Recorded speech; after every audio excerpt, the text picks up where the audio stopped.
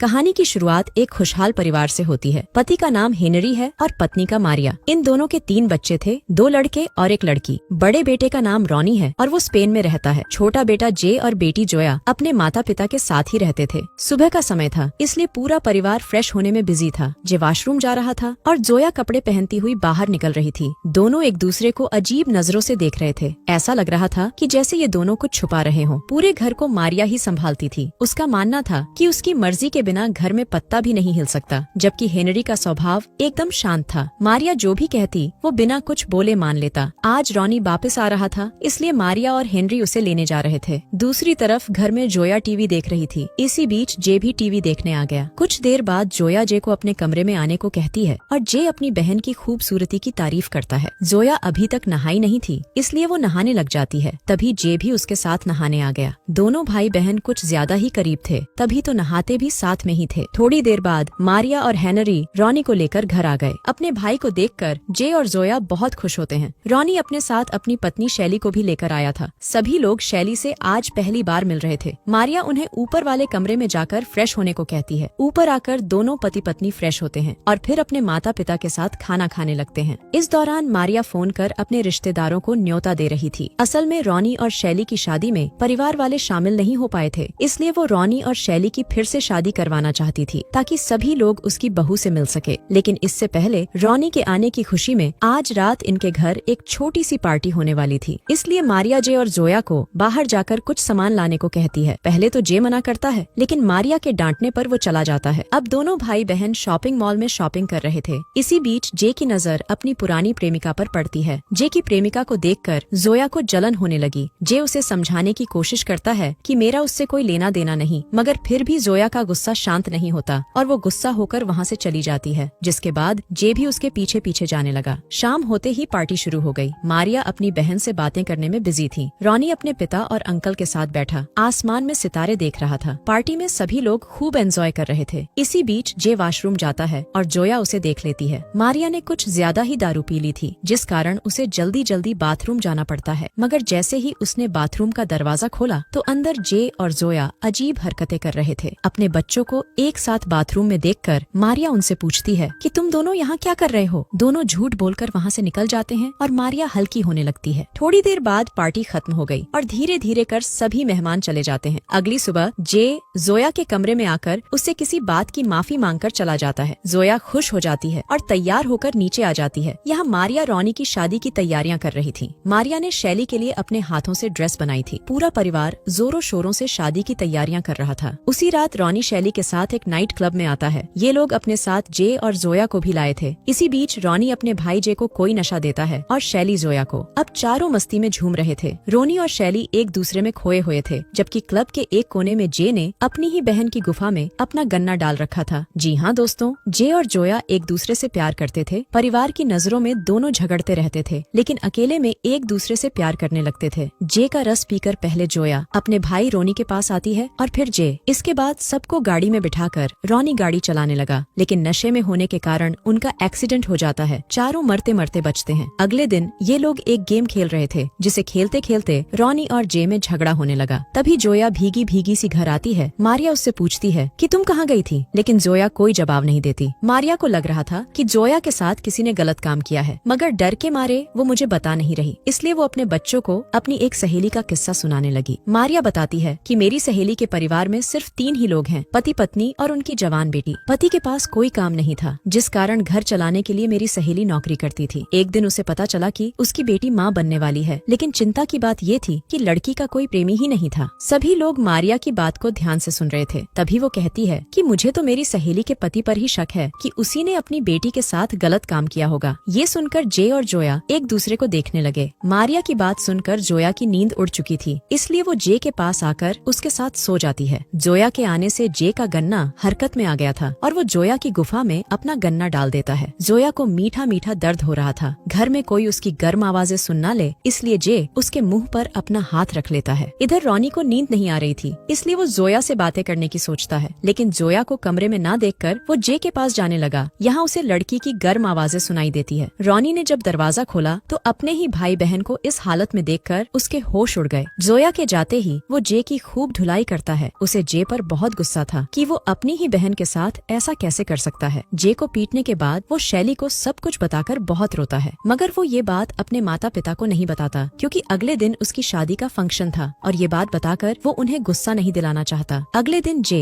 जोया से दूर दूर रहता है क्योंकि उस पर उसके बड़े भाई रोनी की नजर थी, जबकि जोया को इस बारे में बिल्कुल भी नहीं पता था। वो तो आराम से छुप छुप कर जे को देखती ही रहती है। रात को सभी मेहमान आ चुके थे। सभी लोग रोनी को बधाई देने के साथ साथ जे से उसके थोपड़े के बारे में भी पूछ रहे थे और जे उन सभी से झूठ बोल रहा था कि मैं गिर गया था। सब लोग शादी में मस्ती कर रहे थे, जबकि जे और जोया चोरी चोरी आंखों से बातें कर रहे थे। रोनी उन दोनों को देखकर बहुत गुस्सा करता है, लेकिन शैली के समझाने पर वो शांत हो जाता है। आज भी मारिया ने ज्यादा दारू पी ली थी, जिस कारण उसे कुछ लोग संभाल कर घर के अंदर ले जाते हैं। जोया के कपड़ों पर कुछ गिर गया था, जिस कारण वो उन्हें साफ करने के लिए बाथरूम में आती है। इसी बीच रोनी पीछे से आकर उसे देखने लगता है। जब जोया की नजर उस पर पड़ी तो वो उसे थप्पड़ मारकर वहाँ से चली जाती है। असल में रोनी जोया को ये बताने आया था कि मुझे तुम्हारे और जे के बारे में सब कुछ पता चल चुका है, मगर वो उसे कुछ कह नहीं पाता। रोनी की हरकत से जोया को लगा कि उसका बड़ा भाई उस पर बुरी नजर डाल रहा है, इसलिए वो अकेले में जाकर बहुत रोती है। शादी के अगले ही दिन रोनी और शैली वापस चले जाते हैं। मारिया अपनी बेटी जोया को बताती है कि रोनी की शादी के चक्कर में मेरे बहुत से काम अधूरे रह गए हैं, इसलिए आज मैं पूरा दिन अपने कामों में बिजी रहूंगी और हेनरी भी रात तक लौटेगा। ये सुनकर जोया समझ जाती है कि आज घर में वो और जे बिल्कुल अकेले होंगे। कुछ देर बाद जोया बागीचे में बैठी थी और तभी जे उसके पास आकर उसे अपने कमरे में चलने को कहता है ताकि दोनों जिस्मानी खेल का मजा ले सके। दूसरी तरफ मारिया अपने काम पर थी। इसी बीच उसे याद आता है कि वो अपनी जरूरी फाइल तो घर पर ही भूल आई है। अब वो अपने घर फोन करती है, जिसे कोई नहीं उठाता। कई बार कोशिश करने के बाद वो फाइल लेने खुद ही घर आ गई। घर आकर वो अपने बच्चों को पुकारती है, लेकिन कोई जवाब नहीं देता। अब जैसे ही वो सीढ़ियों के पास आई तो उसे बच्चों के कमरे से किसी लड़की की गर्म आवाजें सुनाई देती हैं। आवाजें सुनकर वो हैरान हो गई और देखने के लिए जब वो ऊपर आती है तो देखती है कि उसकी बेटी जोया अपने ही भाई के गन्ने की सवारी कर रही है। पहले तो मारिया को ये सब वहम लगता है, लेकिन फिर वो सीधा कमरे में आकर जोर से चीखती है। ये देख जे और जोया भी डर जाते हैं और अपनी माँ के पास आकर खूब रोते हैं।